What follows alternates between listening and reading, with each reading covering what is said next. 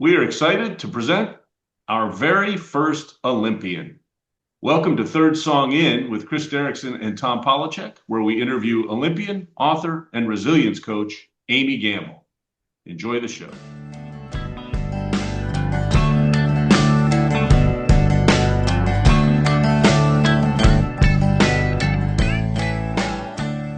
Amy Gamble is an author and speaker, an Olympian, and a resilience coach who writes for people navigating real life challenges. After an 18-year career in corporate leadership, she turned her focus toward helping others move forward through adversity without pretending everything is okay. She's the creator of the Champions of Resilience series, including Everyday Resilience, Space to Reflect, Strength to Continue. And she's also written two memoirs, the most recent being Unsilenced, a memoir centered on reclaiming your voice. Her work blends lived experience with practical reflection, offering readers a way to process, rebuild, and keep going. Amy's also a mental health advocate and certified peer support specialist. Through her writing, speaking, and coaching, she helps people find steady ground one step at a time. She's also a former Olympian, a former Division I athlete, and a former classmate of mine from a number of decades ago. Welcome to the show, Amy. Thank you so much for having me. Looking forward to our conversation. Me too. Me too. I was so excited. I read your first book, which was called, I believe, if I recall, I should have it right in front of me. I believe it was called Bipolar Disorder, was the primary title. My Biggest Competitor. That book's actually been out for a while now, but that was the first time I had seen your name in years and years. I read the book, I loved it, and it came up on a reminder of mine somewhere along the line, and I realized I should reach out to you because you have had a very interesting life. Well, thank you so much. It's been interesting. That is one way of saying it. Nice and diplomatic, right? Yes. Yes. Before we get to some of what you've accomplished, I have the most important question. What was Tom like in middle school or junior Oh, he was a nice high? guy. That's what I remember. He was one of the See? good, I would say he was one of the good ones. Wow. Yeah. Yeah. Yeah, we went to And junior high school in West Virginia in the, I don't know, middle 70s, late 70s, something like that. And I believe you were a year ahead of me, I think. I think so. What year did you graduate high school? I graduated high school in 84. Yes, I'm a year ahead of you. So for the listener, Amy was, she was, if not the most impressive athlete in our junior high school and our high school, which was John Marshall High School in Glendale, West Virginia. It was either you or Brian Dick who went to WVU to play football. You two were just so much better than the rest of us as athletes in junior high and high school. Yeah, I now that you said Brian, I hadn't heard his name in a long time, but he was a phenomenal athlete. He really was. Yeah, he was. I ran track with him as well. Played football. He was just a man amongst boys, Yeah. at that time for sure. But frankly, that's the way you played as well. You played, if I'm not mistaken, three sports in high school. I know you ran track. I know you threw shot and disc, and I know you played basketball because, if I'm not mistaken, you won a state championship. Hmm. And you also played volleyball, didn't you? I played volleyball in junior high, and then Gotcha. I also played softball. That was actually my first sport. Softball was I started playing Ah, softball when I was 9 years old on an organized sports team. So I'm what they call a beneficiary of Title IX, 1972, act that gave women the equal rights to be able to participate in sports. So that's when right around that time was about the time I started playing sports.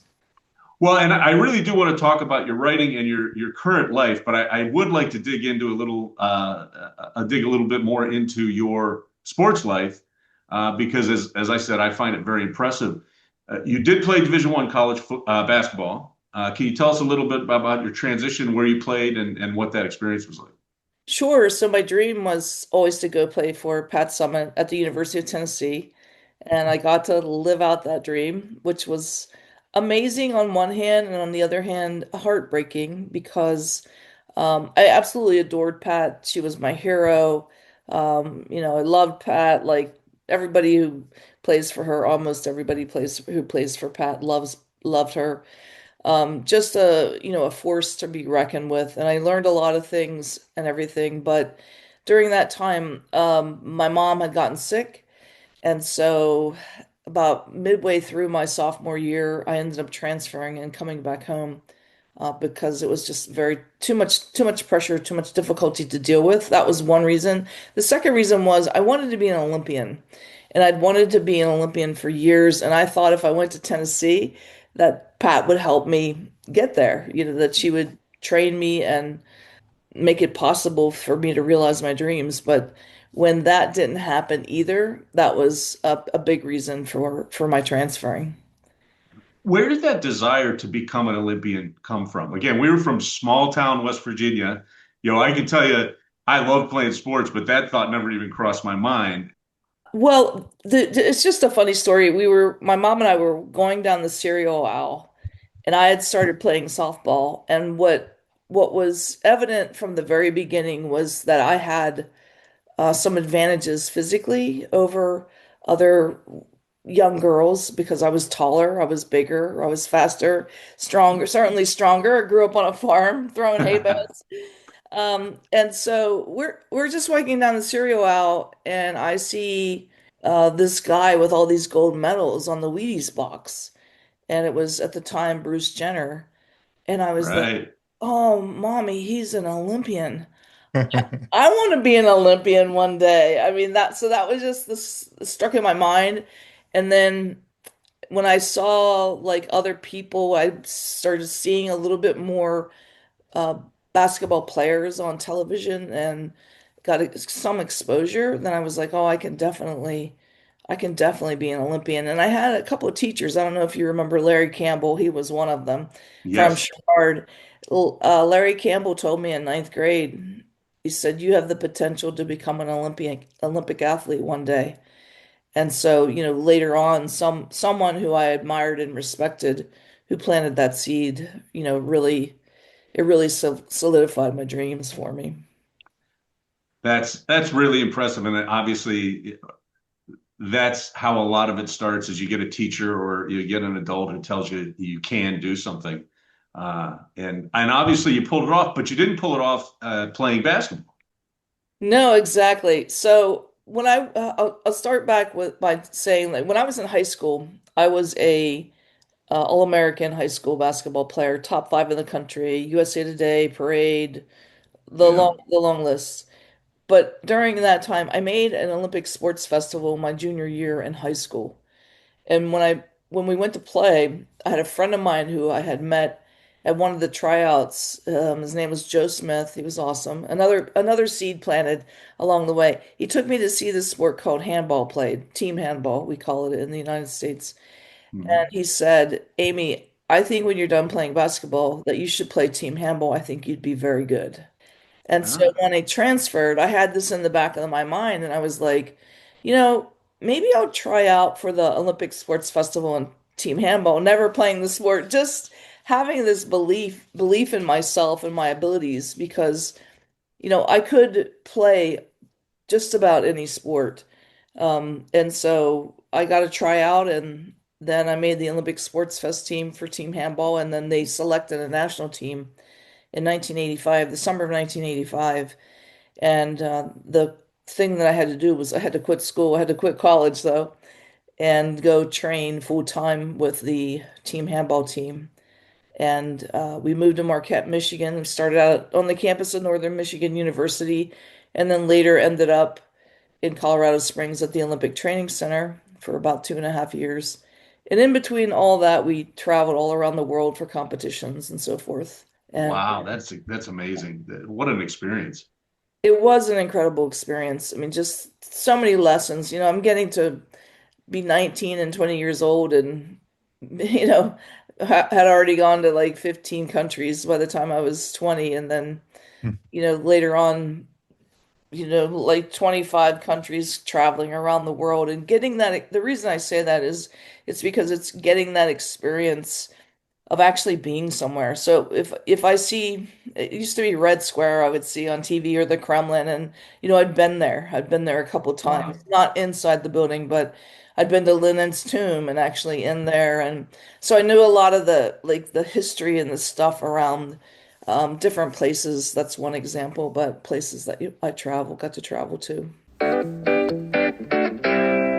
I think the biggest lesson that I learned, and it's going to sound very simplistic, and you guys are going to probably agree, I think. But what I learned was that people are people no matter where you go. Hmm. It doesn't matter. We all have the same needs, and when people get upset about, what's going on in different places around the world, I always think it's not the people. It's Right. the people in power, it's not the Mhm. everyday people.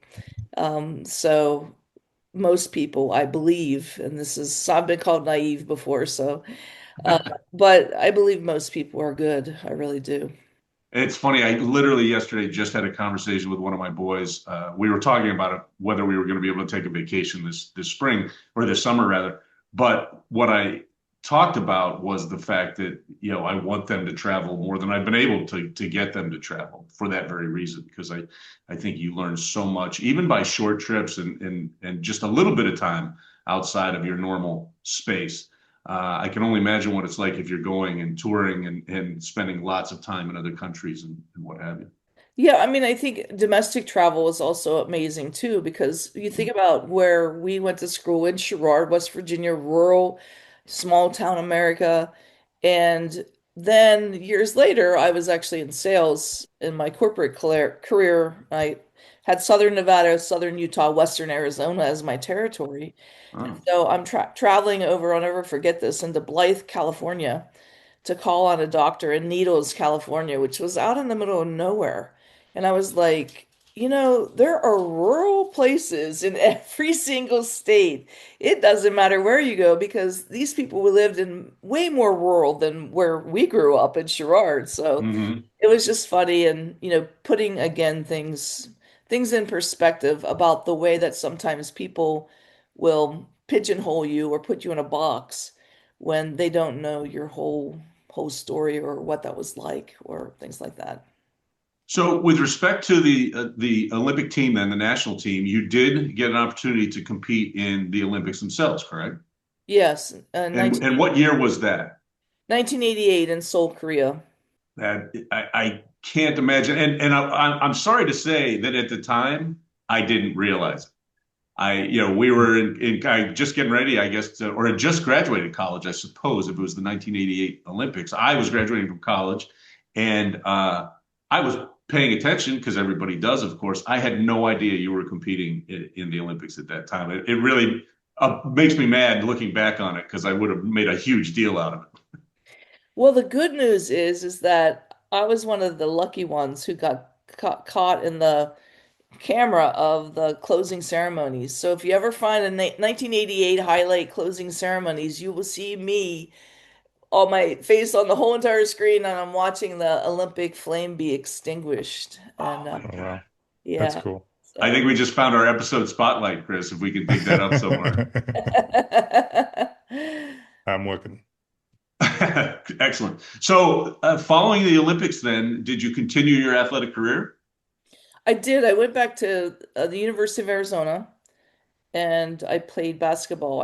They gave me a year eligibility, extra Yeah. eligibility because I'd been in the Olympics. And so I got to finish basketball, made the all Pac-10. I averaged like almost 18 points and 9 rebounds a game, made the all Pac-10 first team. Wow, that's fantastic. And then from there, I had an opportunity to go overseas and play professional basketball in Japan. And I'd only been to Tokyo once for a short period, and I really didn't want to live in Japan. I'm not a city person. Yeah. I didn't want to live in Tokyo, but great opportunities, very blessed to have had, so many choices. Yeah, and unfortunately, at that time, of course, you didn't have those kind of opportunities, professionally speaking, at least in the United States. You must look at the current situation and be a little bit jealous of those women who get a chance. I wouldn't say I'm jealous. I'm happy for them. Like I'm Mm. just so elated for all the the young girls and for the women today who are getting these amazing chances to play a professional sport and be on home soil. And it's not just basketball, it's soccer and softball and there's so many, and women's hockey, ice hockey, like there's a lot of stuff going on and tremendous opportunities. I'm really happy for them. Yeah, well, you mentioned Title IX early on, and you were one of the early recipients of the benefits of when you talk about legislation, and these days we rarely get kind of far-reaching legislation that has much impact. Talk about legislation that has had such a huge impact on a specific segment of our population that needed help to show that they could earn their place and be entertainers, be athletes, be whatever it may be. I mean, the amount of people that watch professional women's basketball and professional women's soccer is amazing to me now. And they never could have done it, frankly, without you, and you never could have done it without Title IX. That's exactly right. I mean, a lot of times you'll hear the current WNBA players say that we're standing on the backs of those that came before us. And so, little known fact about me is I did play professionally in the US for it was a very short period of time. I was like the 12th player on the team. I got picked up on a hardship contract for the ABL League, which was the first league before the WNBA. And Hmm. I got to play in Seattle and didn't play a lot, but scored some points and got some rebounds, so I got my name in the stat book. Nice. Forever And in the record books for ABL. Yeah, that's right. that's great. So, and was that kind of the close then of your athletic career? Was that season with the ABL? Yeah, that was the last time I played organized competitive level sports, elite level sports, and then I played co-ed softball, things along the way Hmm. like that. I played a lot of racquetball, a lot of men. Hmm. I played with a lot of men in men's tournaments, and Yeah. it was just it was great. So sports have been a part of my life for a long time. Now I just picked up pickleball, so now I'm all I'm into pickleball now. I didn't. It took me a long time to start playing it, but I really really like it. I was going to ask because that's certainly the rage across the nation. My wife's former coach is, I think, nationally ranked in her age group. I believe she's about, I don't know, 5 or 10 years older than us, but she did the same thing, kind of picked it up a little bit later and raves about it now. She just loves I'm in the top 10 of my neighborhood. So Are it. you really? Nice. Oh, nice. I love I'm kidding. it. I'm kidding. Yeah. So, with that sort of being, as you said, the end of your competitive elite career, I'm always interested in the writing process, inspirational process. Can you share with us the what motivated you to write the first book and the story behind also your latest series, Champions of Resilience? I know that's a big question, but Yeah, sure. Well, initially, I had started right before I wrote that book, the first book, Bipolar Disorder, My Biggest Competitor. yeah. I had been doing a lot of talks, a lot of sharing my story, and the mission really and the motivation behind it was if I can just help one other person, maybe Yeah. not to have to go down the pathway that I've gone down to get to a point of stability and to get to a point of, really living life well without all the hardship in between. And there was just so much hardship for me that I experienced.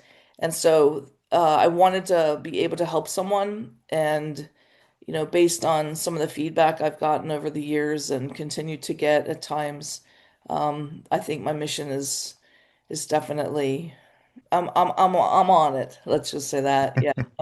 I'm doing I'm doing it because I care about other people and want to make a difference. I have read, as I said, your first book, and it's a very honest and a very kind of emotional book at times as you go through a lot of challenges that you were going through. At the same time, you were being so incredibly successful, which I think is a great message and seems to be part of your ongoing message about kind of persevering and trying to continue to do things, whatever those things may be. I would imagine it's hard to write that stuff down, to be as open and kind of sometimes crushingly honest as at least that first book was. Yeah, I think the first book was a little easier for me to write because it was just so much because writing is very therapeutic too. There was so much to come out. The second book was a lot harder because I really delved down into the deeper topics of, just on a high level. By the time I was 16, I had been sexually assaulted by four different people. And so that's what I'm writing about in Unsilenced. It took me Mm. a long time, many, many years to be able to have a voice and to be able to articulate that. Like rolling it off my tongue very simplistically now is not something that I ever did until after I wrote Unsilenced. And so delving deep into that was really helpful. And then now with the Champions of Resilience series, the question about that Chris had asked about, I really spent a lot of time in deep reflection after I lost my mother.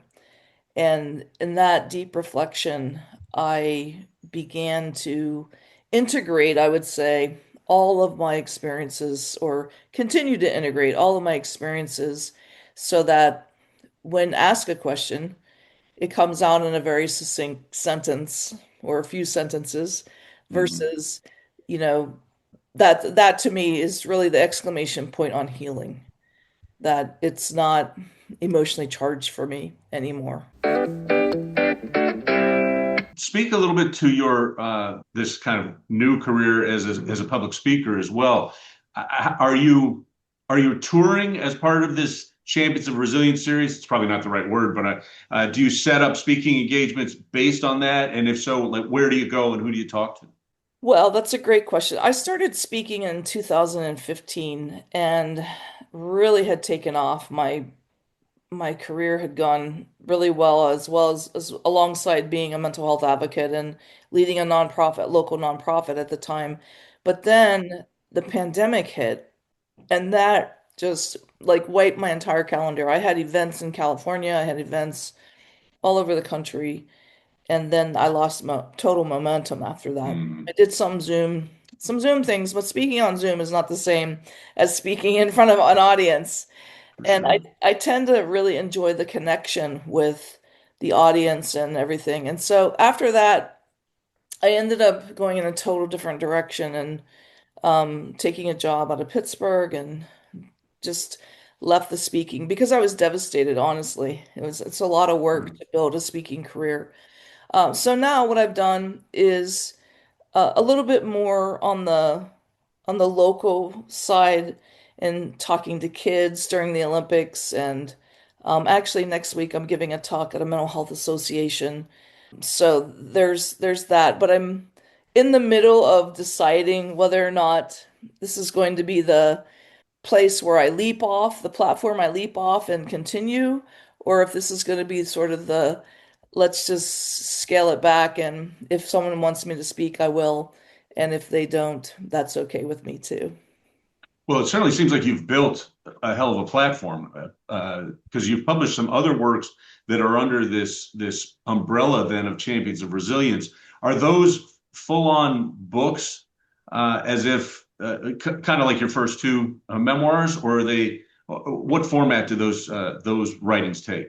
Yeah, so the everyday resilience and confidence one step at a time, those are the two that are currently available.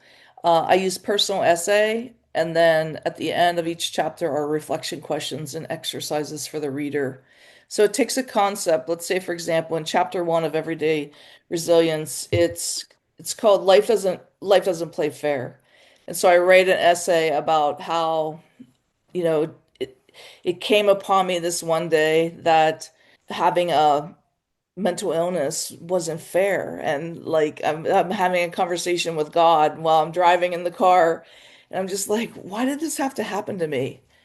And then finally I was just like, well, why not me? I mean, look at the doors that all of this has opened as a result of going out and trying to help other people. And look at where I am now and how I was able to be here for my family and for my mom when otherwise, I wouldn't have been in that situation. So that's the format. And then truthfully, with the resilience, there's a framework that I use that I've been using probably all my life. I call it CAP. It's continuing, adapting, and perspective seeking. And so in continuing, it's being persistent, never giving up, and keeping going regardless of the circumstances, and then adapting. And that's something that I've been able to do really, really well over all the adversity that I've ever had in my life. It's yes, this happened. This wasn't good. It was bad, but it did, and I have to move forward. So adapting to whatever happened and looking forward and looking to today and tomorrow and letting yesterday go. And then the final thing is, putting it in perspective. Again, to your point in the beginning, like I've had a very blessed life. I've had tragedy in my life, obviously, but I've had a very blessed life. I've done so many things and have been so fortunate to experience life in a whole broad array that I feel genuinely grateful and blessed. We glance on this initially, and I'm sure the listener can figure it out from the conversation we've had. But you were diagnosed with bipolar disorder at a certain stage of your life. When did that happen? When did you become aware that there was a medical diagnosis for some of the adversity that you had been going through up to that point? It for me, bipolar disorder manifested itself with depression primarily for many years. That happened even while I was at Tennessee, while I was in junior high and all that. But the underlying element to that was the trauma that I had experienced at a young age. And so there were no words for those kinds of things, trauma and triggers and all that. That didn't exist back then or for many, many years. But it was 1999. I was a director in a multi-billion dollar pharmaceutical company, and I had taken a medication for endometriosis, and it had a known greater than 50% side effect profile for causing psychiatric disturbances. And so Hmm. for someone like me, what I would tell someone today is that if you see that and you have underlying mental health condition, huge red warning sign, don't take the medication. But I didn't know that. I was trusting of my physician. I took the medication, and like 3 months later, I had a psychotic episode. Hmm. And I was in a hospital being treated for abdominal pain, and they gave me way too many narcotics and sent me into a full-blown psychosis. And then I got taken to a really renowned hospital in Baltimore, and they diagnosed me with bipolar. I was like, bipolar? Like, Hmm. how can that? A week before, I was in Miami giving a presentation to all these like big senior level executives within the company. And now you're telling me I have bipolar disorder. So Wow. it was a hard thing to go through.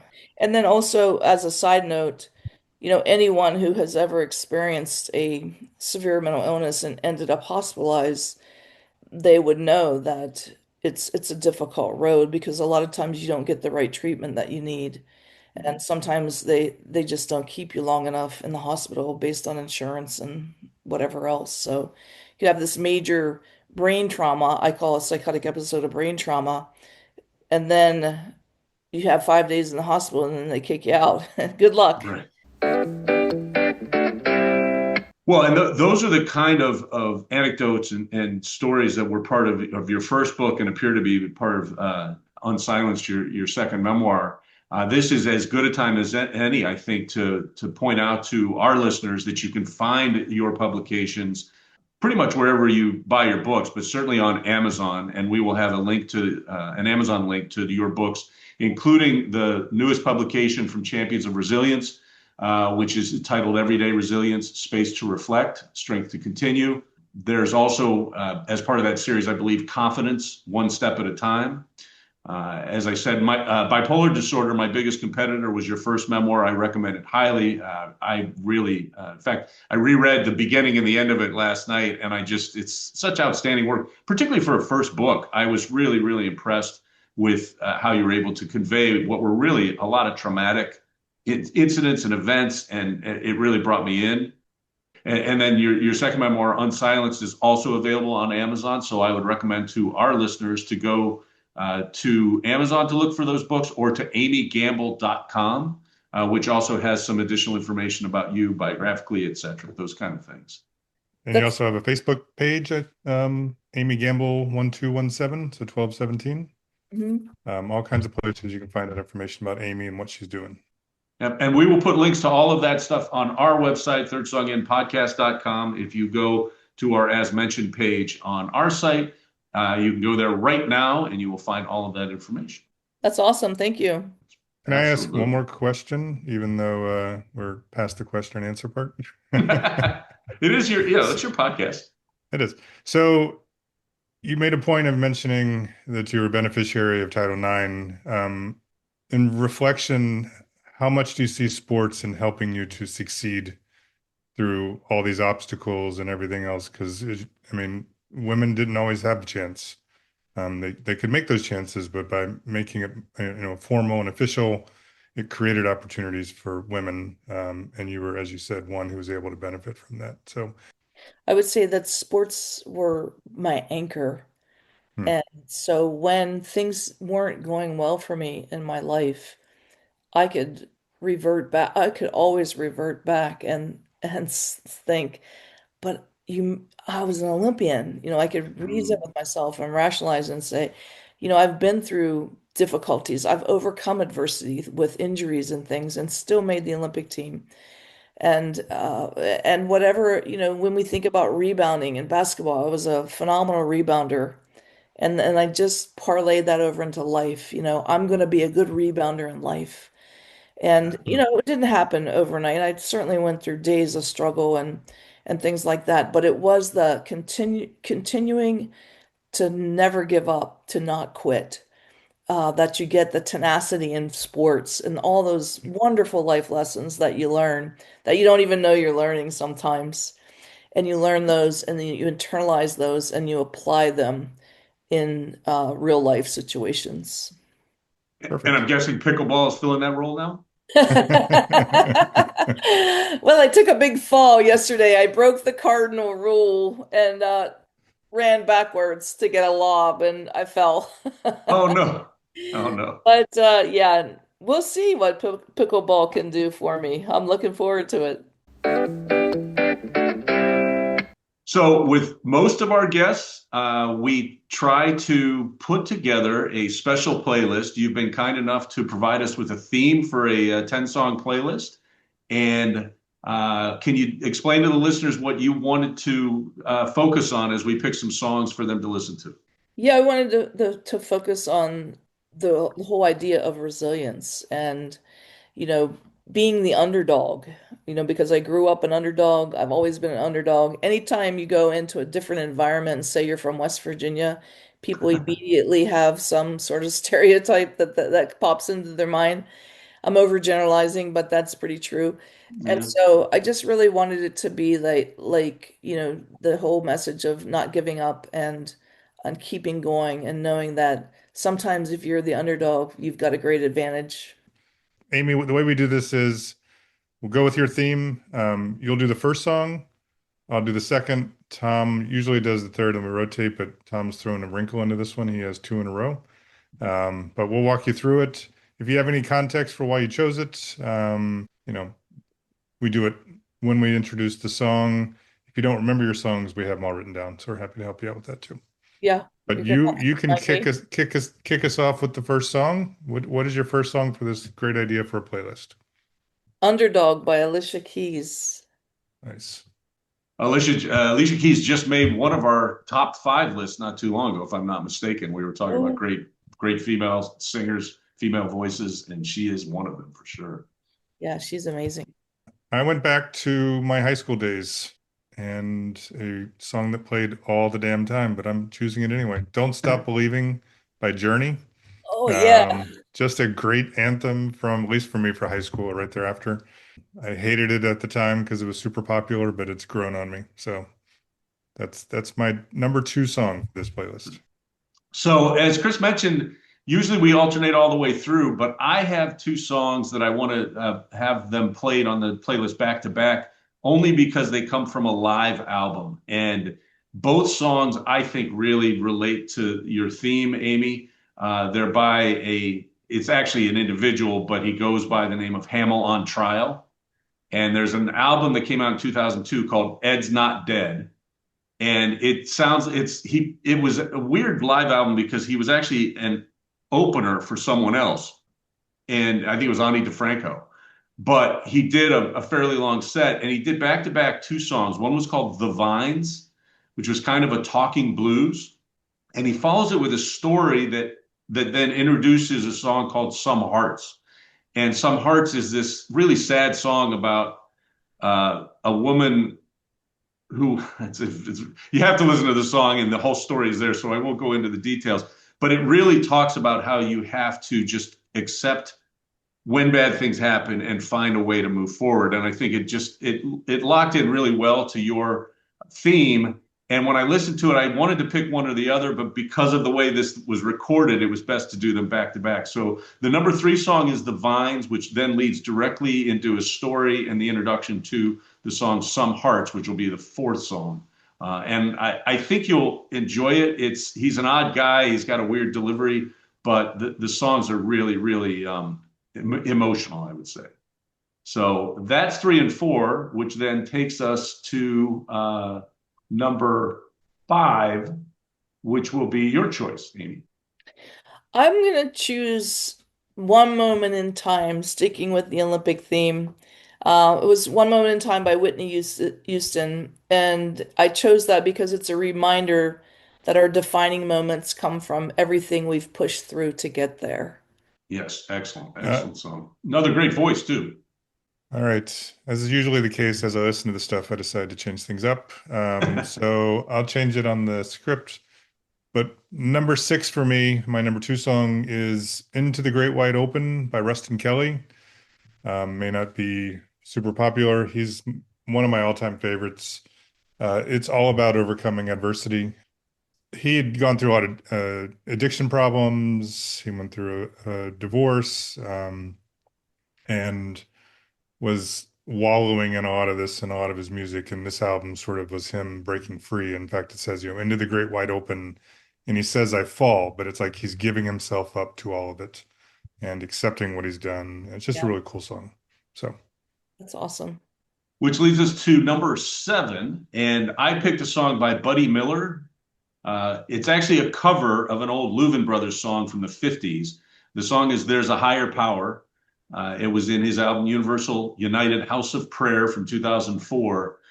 If you ever listen to Buddy Miller, he's got a very country voice. It's a very country sounding album in general. This one, though, really feels like a church song. He's got this kind of gospel choir type backing. I think there's 3 or 4 backing singers. Just really lovely backing to this song. And it is just one of those uplifting songs that I think is sending the message that you've been talking about throughout the interview of sometimes you just have to keep moving forward and rely on what got you there in the first place. Which then takes us to number 8 on the playlist. I'm choosing Brave by Sarah Bareilles, because this is about finding the courage to use your voice and say what's true, even when it's hard. And, being brave and sharing our truths can also be the sparks that someone sitting in an audience or listening to a podcast might hear and say, well, hey, if those guys can do it, then I can do it too. I'm going to keep going and I'm going to speak my truth. That's the one song great. on this entire list that I haven't listened to yet, so I'm looking forward to listening to that one. This is another one that I know I've talked about. I probably put it on another playlist, but I tried to resist putting it on, but I couldn't. A song by Red City Radio.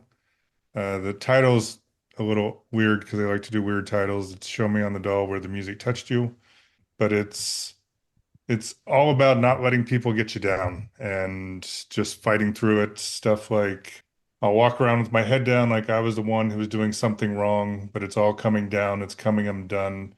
I'm tired of choking on all these words of songs I left unsung. And then there's another quote that I used for our Loft of Wisdom that might have a curse word or two in it. So, but I love this song. It's very, very uplifting, where it's just dealing with just tired of taking all the blame and fighting through it. So, All right, and that was number 9, which leaves us to our final song, and our honored guest gets the choice of the 10th song on the playlist. I'm choosing Happy by Pharrell Williams. Perfect. Because choosing joy really is a choice, and it's not because life is perfect. Everyone has adversity, everyone has difficulties, but we choose joy because it's still worth showing up for. And if we keep showing up, we're going to get to that joy. Can't think of a better song to finish this playlist for. And I really think we say this a lot, I have to admit, but I'm really looking forward to listening to this one all the way through. I think the choices and the order of the songs is going to work. And I think it was a great idea for a playlist. So you can find this playlist wherever you stream your music, Spotify, Apple Music, YouTube Music, pretty much anywhere else that streams music. You can search for I think we will call this. I'm still not quite sure what we're going to title this, but it will be a third song in playlist. And if you search third song in, you should find it on your music streamers. On Spotify in particular, if you search T Polachek, it shows up under my username. And I think on YouTube Music, it is CP Derrickson. It is an easier way to search for all of our playlists, including this one, which is out there now. Thanks so much for joining us, Amy. I really appreciated learning more about what you've done and getting a little insight into what Tom was like when he was a younger man and a little smaller. Quite a bit smaller. Well, thank you guys for having me. I really appreciate the conversation. Me too, Amy. It was so good to connect with you in the first place. And you've had as I said before, such an interesting life. For the longest time, I just thought of you as basically just an amazing athlete who had accomplished, such great things. And to see what you're doing now, and also to recognize what you've gone through to get where you are and where you're going, it's really been fun. I'm so happy that you said yes when I asked you to be a guest. And depending on how you decide to play this going forward, we'd love to have you back. If you have more things you'd like to plug or promote, or if you just want to come back and maybe help us out. You're a very calming influence. I will say that for yes, me, you are, Chris. absolutely. Well, that is good to know. I appreciate all those nice comments. Thank you so much. Next, we have Loft of Wisdom. You better open up your eyes, babe, because fools do get wise. Loft of Wisdom is pretty much quotes. In college, Tom and I scribbled these on the lofts that our beds were on in our fraternity room. Here we scribble them on a website. So what's your quote for the week, Tom? I went full on into the playlist theme of empowerment and personal resilience. I found a quote from Khalil Gibran from The Prophet, which is a book that I received as a sophomore from my English teacher at John Marshall High School in Glendale, West Virginia. I was leaving at Christmas time to move away, and this teacher was kind of a mentor to me. I was also secretly in love with her, and she gave me a gift when I left, and it was The Prophet. And I have given that book to so many people that I love, many people in my family, and there is a quote from The Prophet that goes like this: "Your pain is the breaking of the shell that encloses your understanding." I think that is a nice way, a very succinct way of saying many of the things that Amy is saying in her books and in her interview here this morning. Very nice. You got a great story. Go a little highbrow. I went with the song that we just did, and it's one of my favorite lyrics of all time. I think it also fits the episode. It's from the song "Show Me on the Doll Where the Music Touched You" by Red City Radio. Stanza of theirs: "We're redefining the word impossible. We're standing up to what we feel is right. I am fucking unstoppable. I am a fucking juggernaut." That's a good one. That's your quote. It's perfect for that theme. I think it's a great addition to the Loft of Wisdom. And that'll take us to staff picks.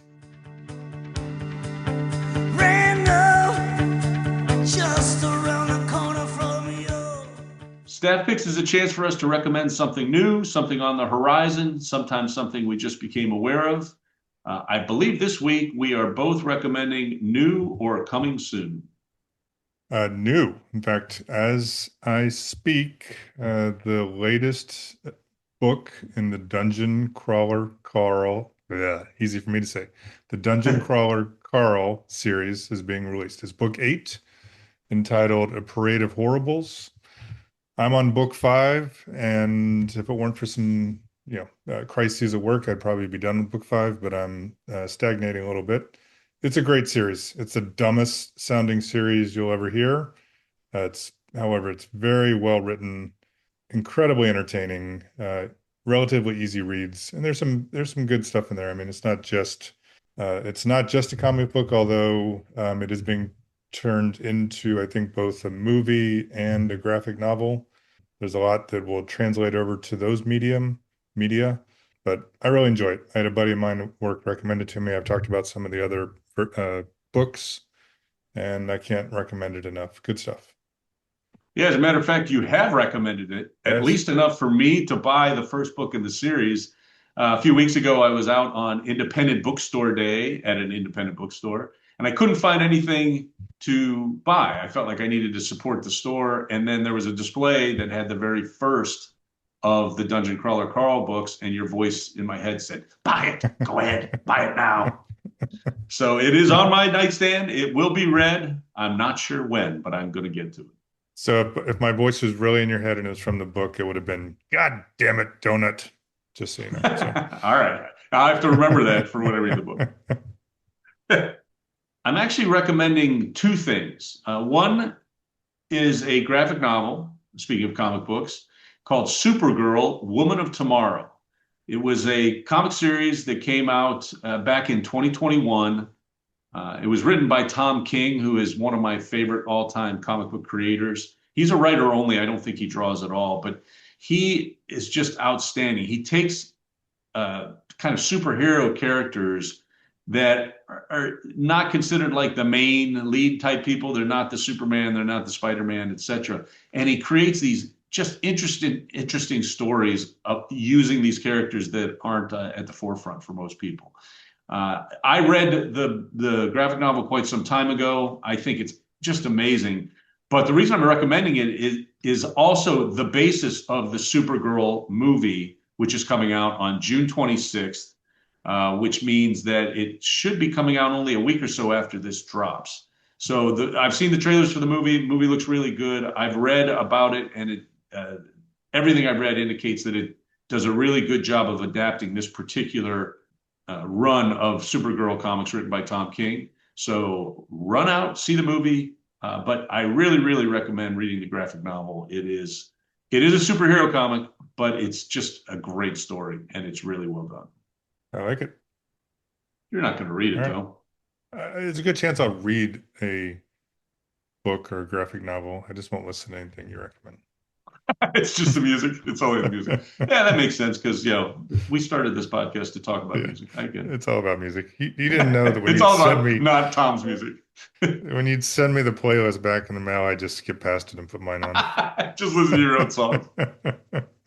That's funny. It's a lot easier now with the streaming services. Click, skip. Skip. All right, that takes us to our playlist picks.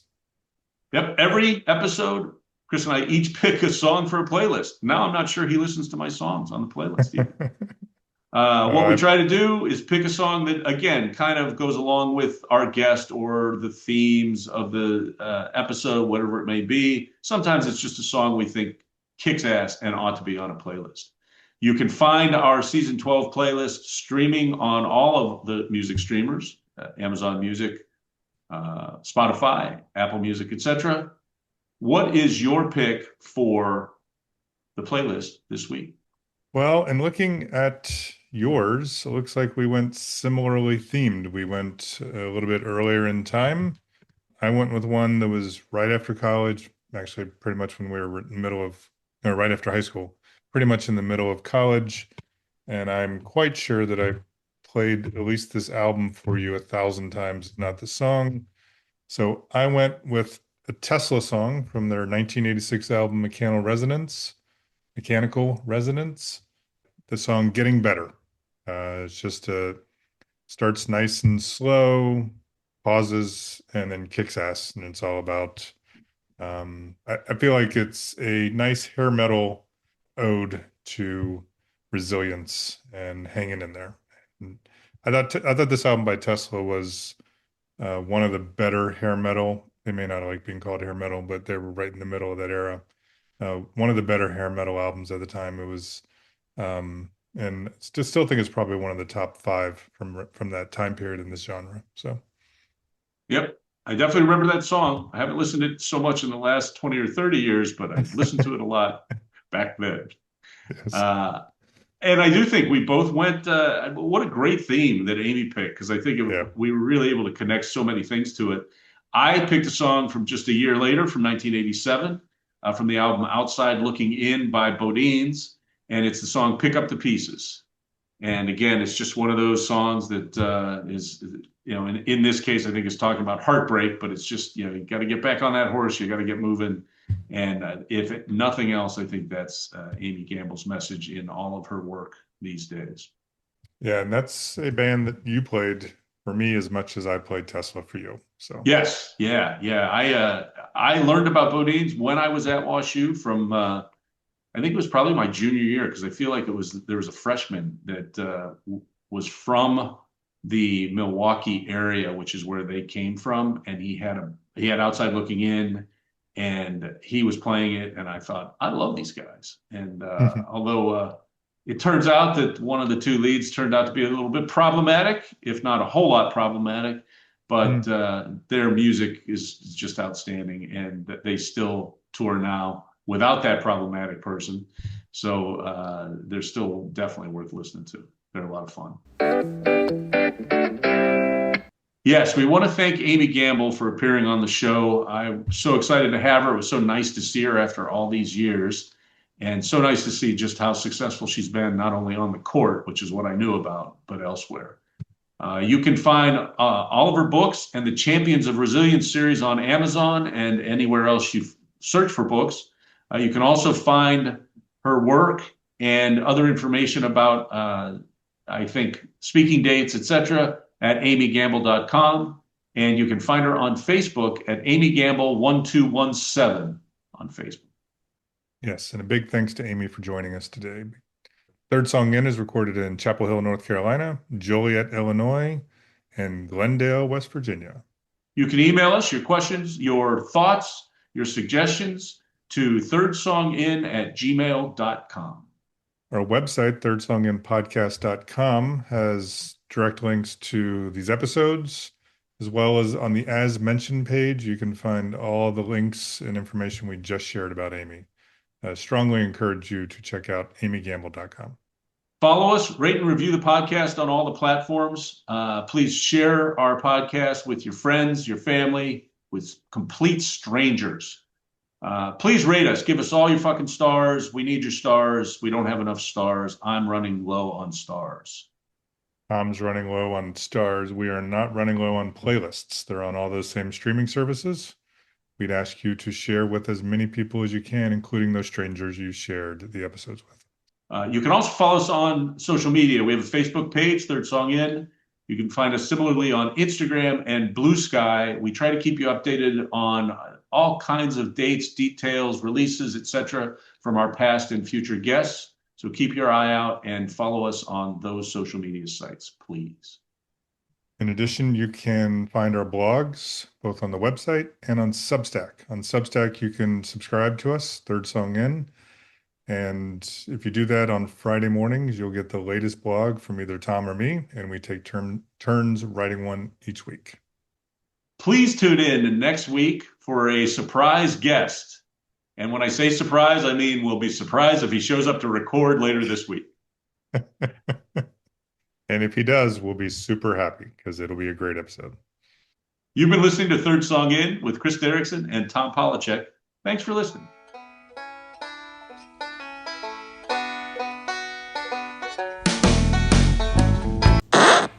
Loft of Wisdom is pretty much quotes. It's where Tom and I will identify Identify. Let's identify a quote. You're a There it quote. is. You look like a quote. It's like Good we've pause. never done this before. It's like a No, year it and a is. half we've been It's doing like this. it's like we've always done this before because this is what we do. We talk over each other. Or it's just like, you said Chris would be here. Yeah. Fuck They'll be like, you. woo, Chris isn't there. I've heard that guy. I don't like him at all. But if I get called away, it's not because anything you said. It's just 'cause It could be because of something I said, but that's a whole Yeah. different story.